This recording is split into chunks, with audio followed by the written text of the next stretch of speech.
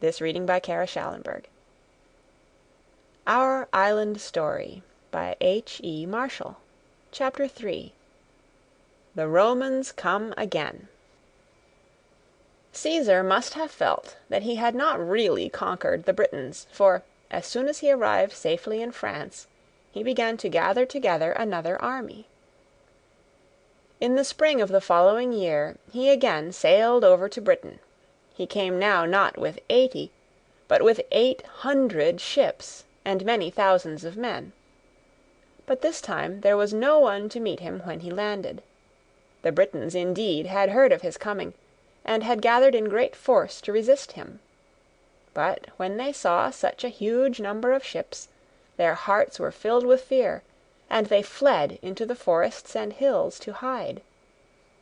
It must have been a wonderful sight, in the eyes of the ancient Britons, to see so many ships sailing on the sea all at once.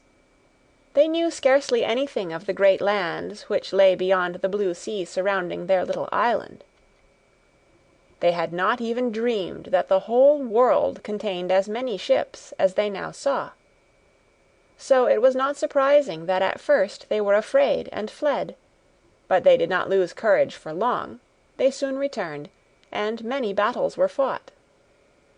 The Romans seemed to think that they won all these battles, but the Britons were not at all sure of it. Certainly a great many people on both sides were killed. If the Britons had been less brave than they were, they would have been very badly beaten, for the Romans wore strong armor and carried shields made of steel, while the Britons had little armor, if any at all, and their shields were made of wood covered with skins of animals. The Roman swords, too, were strong and sharp, while those of the Britons were made of copper. Copper is a very soft metal, and swords made of it are easily bent, and so made useless. The Britons at this time were divided into many tribes, each following their own chief. They often used to quarrel among themselves. Now, however, they joined together against their great enemy, and chose a brave man, called Cassivellaunus, to be their leader. Cassivellaunus led the Britons so well, and Caesar found it such a difficult task to conquer them, that at last he was glad to make peace again, and sail back to his own country.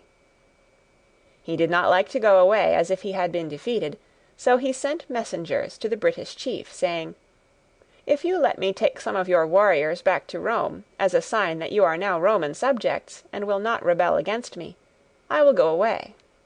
The Britons were only too glad to be rid of Caesar and his soldiers at any price.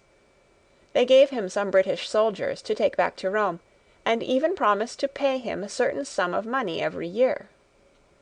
But it almost seemed as if Neptune had been doing battle for his beloved Albion with his winds and waves. For while Caesar had been fighting the Britons, such fierce storms arose that his ships were thrown upon the rocky shore, and many of them dashed to pieces. Indeed, so few of his ships remained fit to put to sea again, that Caesar could not take all his soldiers away at one time. As many went as could, and the ships came back again for the others. Caesar did not leave any soldiers in Britain at all, so it does not seem as if he had really conquered the land. These things happened in the year 54 B.C., that is, 54 years before Christ was born. All Christian lands count time from the year in which Christ was born, because his coming is the most wonderful thing which has ever happened. Anything that took place before Christ was born is said to be in such and such a year B.C.